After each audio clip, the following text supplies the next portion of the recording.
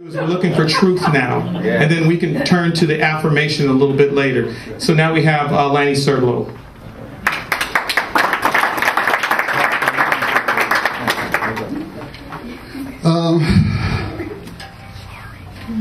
This is a hard crowd.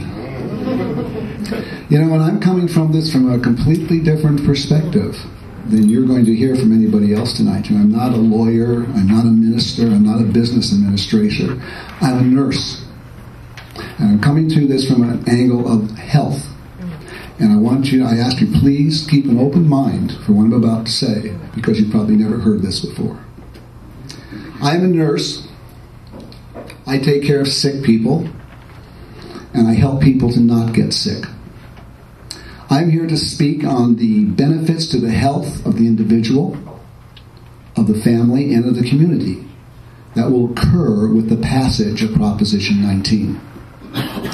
Although there is a virtual cornucopia of research studies showing the extraordinary medical uses of cannabis, from its legendary ability to relieve pain, facilitate sleep, and mediate the effects of depression and anxiety, not to mention the new research out there that shows the incredible cancer prevention and even possibly cancer curative properties of cannabis.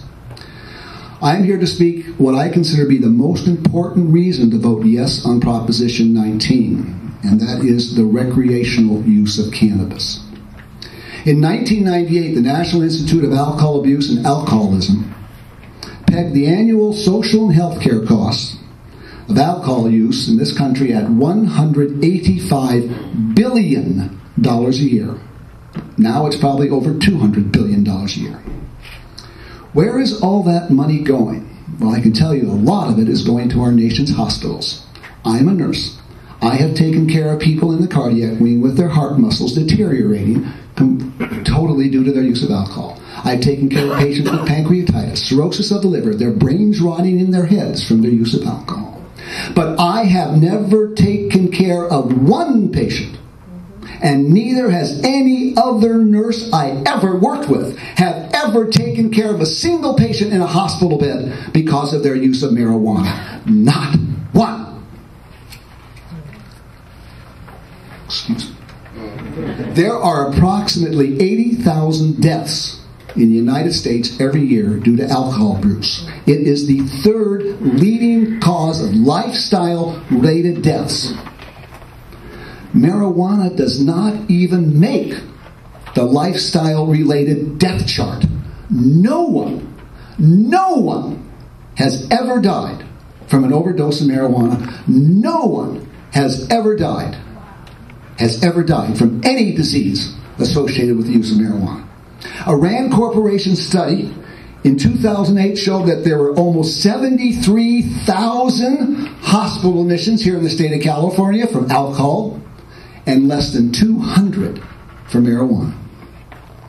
To support the contention that there are significant social and health costs to marijuana use, Mr. Redman acknowledged the brutal reality of alcohol when he wrote, quote, in 2005, the state of California collected $38.69 per capita, that means per person, in taxes on alcohol and tobacco sales combined, but at the same time spent $545.09 per capita on costs related to substance abuse. Not a good exchange rate there, is it? Tellingly, however, he did not produce any figures showing the health-related costs of marijuana use.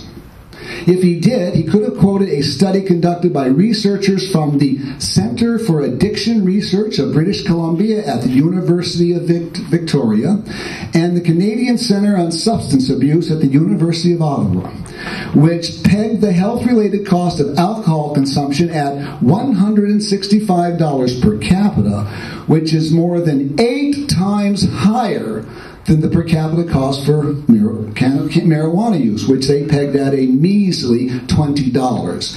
And the report also pointed out that most of that $20 is, quote, law enforcement, end quote, related. Alcohol still affects all communities negatively. but is especially destructive to communities of color because they do not have the access to the same health care resources that the white community has.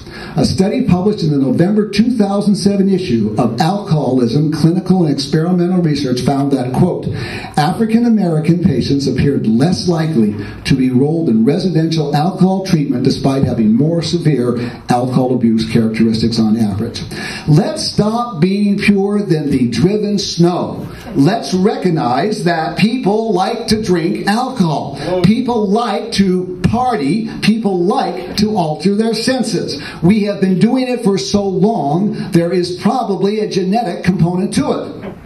What cannabis, and only cannabis, offers a viable solution, a viable alternative to alcohol.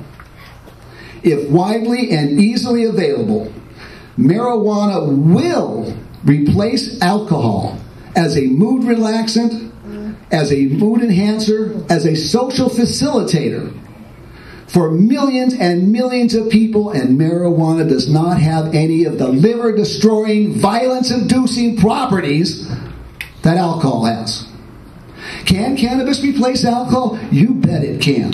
And there are a number of studies that show it. Way back in 1972, Consumers Union put out a report that talked about a lot of studies that show that if cannabis is available, people drink a lot less alcohol. In fact, the study quoted a Denver beer distributor who said, quote, our retailers say that they can tell when a big shipment of marijuana hits town, the beer sales go down, end quote. And the nonsense that marijuana is a gateway drug, that has been debunked by every study out there. Marijuana, this is a marijuana and medicine put out by the National Institute of Mental Health. This is the mother of all studies. Read it. They'll tell you why it's not a gateway drug. If there is anything that's a gateway drug, it's alcohol, not marijuana. Most disturbing to me is that the No on 19 campaign has accepted contributions from the alcohol industry, the industry that stands the most to lose if Proposition 19 is passed. The California beer distributors have just donated $10,000 to defeat Proposition 19. Bishop Allen, Mr. Redmond, why do you not object to the funding of the No on 19 campaign from the alcohol industry, which has caused more misery, broken up more families, destroyed more lives, and caused more violence in your own communities right here than marijuana has caused in its 5,000-year history of humanity's use? Louis Armstrong, who used marijuana every day of his life and even wrote a letter to President Eisenhower calling for its legalization, understood the importance of the recreational use of cannabis, especially for the African American community. Armstrong told legendary music producer John Hammond, quote, it makes you feel good, man. Makes you forget all the bad things that happen to a Negro. It makes you feel wanted, and when you're with another tea smoker, it makes you feel a special kinship, end quote. It's time to put the final nail in the coffer of the reefer madness mentality that the proponents of Proposition 19 put out.